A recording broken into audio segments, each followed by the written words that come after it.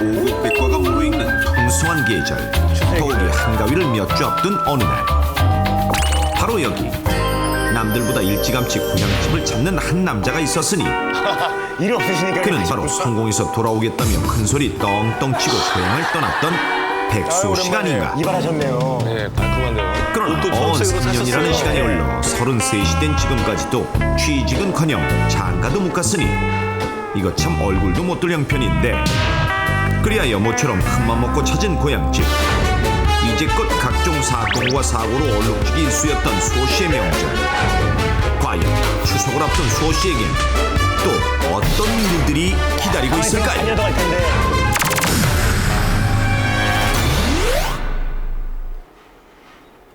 엄니. 어메. 아니 저기 누구요? 우리 수아. 야, 혹시 부모님의 사랑 끝이 없어. 아무리 청년 백수 백수시라 해도 따뜻하게 반겨주는 건 역시 사랑하는 가족들. 삼촌 안녕하세요. 조카 저렇게 커요. 다로? 야, 못 알아봐요. 와, 진짜 많이 컸네. 근데 아니 어떻게 이렇게 옮겨? 오늘 뭐 갑자기 도서관이 무슨 공사를 한대. 그래서 뭐 이참에 뭐 일찍 내려서 어머니 일도 도와드리려고 글로 갔지. 그래요. 잘했어. 가만. 그래. 아이고. 그렇게 숨을 돌리기가 무섭게 일선부터 돕겠다고 나선 수호씨. 먼저 차례상에 올릴 밤부터 따다 놓을 생각인데, 시방 유행성 출혈 열이단가 무엇이단가 거시기 해단께 조심이요. 아유, 걱정하지 마요. 내가 쥐똥 같은 거는 근처에도 안 갈 테니까. 이맘때면 유행하는 가을철 전염병도 그렇거니와 또 밤가시에 찔린 고통은 당해보지 않고는 모르는 법 때문에 머리부터 발끝까지 꽁꽁 싸매고 나서는 백수호씨. 오늘 달라. 완벽해요. 유독 삼촌을 따르고 좋아하는 조카 타로도 가만히 있을 순 없습니다. 삼촌 나도 같이 갈래. 안 돼, 다로야. 좀만 기다리면은 삼촌이 갔다 와서 맛있는 군밤 해줄게. 응? 할머니랑 좀 놀고 있어. 알았지? 산에는 뱀이나 벌 등 위험한 것들이 많기 때문에 수호씨는 조카 타로를 달래놓고 혼자 집을 나섭니다. 그렇게 뒷산 밤나무 숲에 올랐는데요. 어려서부터 밤 농사를 도왔던 까닭에 밤 따는 데는 일가견이 있는 백수호씨. 역시 능수능란하게 밤나무를 털기 시작합니다. 잠시 후 불안한데요. 발 아래로 후두둑 떨어지는 밤송이. 잘 따네요. 올해는 유난히 밤 농사가 잘 된대요. 기억나죠? 저렇게 밤송이들 안에는 부실부실 알밤이 한가득. 잘하네요. 굵직한 알밤을 줍는 재미에 절로 신이 난 수호씨. 맛있겠다. 네, 저분이 잘하는 게 있으시네요. 밤나무를 터느라 시간 가는 줄도 모르던 그때 수호씨 어깨 위로 떨어지고 마는 밤송이. 아우, 따갑죠. 그래도 다행히 옷 위로 떨어진 덕분에 깊게 찔리진 않은 모양입니다. 밤나무를 털고 주워 담기를 몇 시간. 이만하면 추석 명절 차례상에 올리고 또 손편 안에 넣고도 남을 만큼 충분한 양의 밤. 일을 다 끝낸 수호씨, 장갑 낀 손으로 대충 땀을 훔치고 일어서는데 쉬지 않고 사방팔방 뛰어다녔던 탓에 그새 기진맥진해졌지만 그래도 혹시 쥐똥이라도 묻진 않을까 하는 걱정에 앞서 미리 챙겨온 돗자리를 펼치고 난 뒤에야 자리에 앉습니다.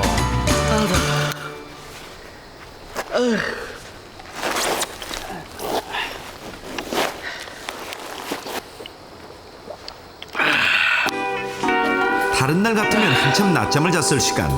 자리에 앉아 잠시 한숨 돌리고 나니 이번엔 졸음이 밀려옵니다.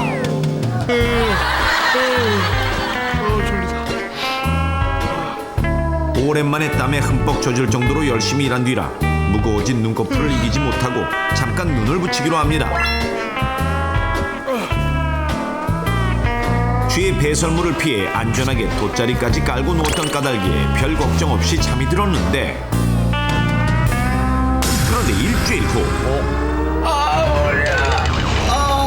온 집안을 발칵 뒤집어 놓은 수호씨의 비명소리.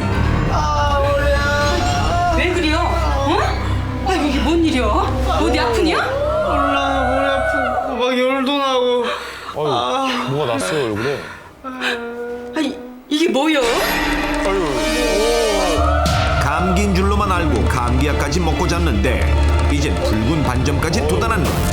심지어 얼굴은 온통 검붉게 부어올랐고 몸을 가눌 수 없을 만큼 두통도 심해졌습니다.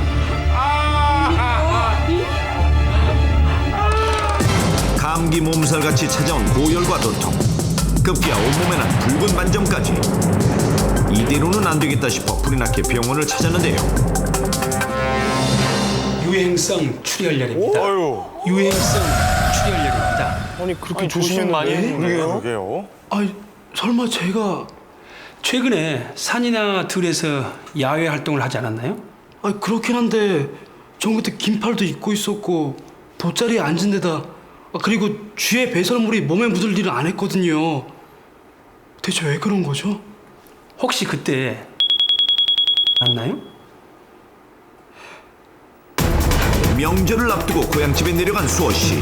집안일을 돕기 위해 뒷산에 올라 밤을 주었는데 그러나 이때 수호씨가 했던 어떠한 실수로 인해 유행성 출혈열, 즉 신증후성 출혈열에 걸리게 됐는데, 자 그렇다면 가을철 야외 활동을 할 때 피해야 할 이 행동은 과연 무엇일까요?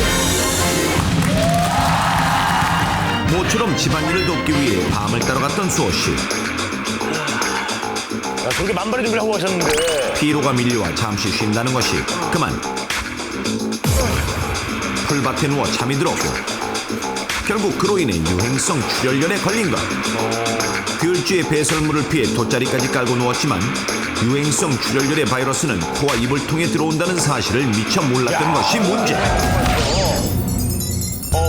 가을철 흔히 발생하는 신증후성 출혈열, 즉 유행성 출혈열은 들쥐의 배설물이 피부에 직접 닿아 감염된다고 잘못 알기 쉬운데, 그러나 실제 쥐의 침이나 배설물을 통해 밖으로 나온 유행성 출혈열의 바이러스는 공기 중에 돌아다니다가 사람의 호흡기를 통해 들어오면서 질병을 일으키게 된다는 것.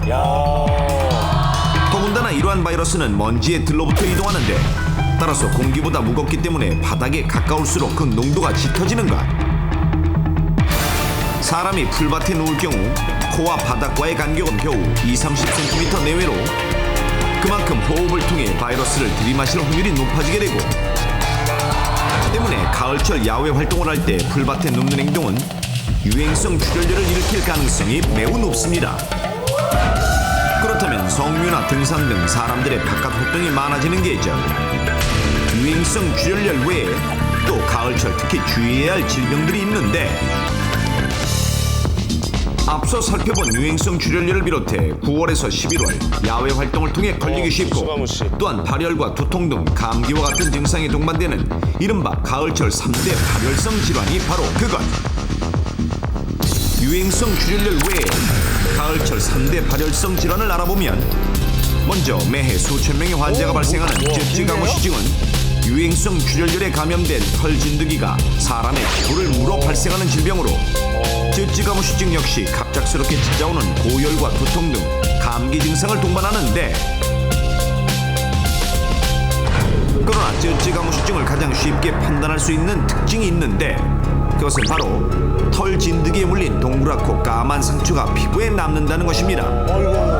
마지막으로 9월에서 10월에 흔히 발생하는 렙토스피라증은 오염된 물이나 습한 땅에 있는 균이 상처 부위에 닿아 감염되는 질병인데, 마찬가지로 감기 증상으로 시작해 황달, 신부전, 간질환 등으로 이어질 수 있으며 치사율이 가장 높습니다. 따라서 부득이하게 오염된 물에서 작업을 해야 하는 경우라면 반드시 장화나 방수장갑 등의 보호장구를 착용해야 합니다. 야외 활동이 많은 가을철 걸리기 쉬운 가을철 3대 발열성 질환, 이들 모두 초기에 발견돼 적절한 치료가 이뤄지는 것이 무엇보다 중요한데요. 자칫 감기로 착각해 가볍게 여기다가 너무 늦게 병원을 찾아가게 된다면 이로 인해 사망에 이를 수도 있다는 충격적인 사실. 만약 바깥 나들이 후 여러분에게도 감기와 같은 증상이 찾아온다면 반드시 병원을 찾으셔야 합니다.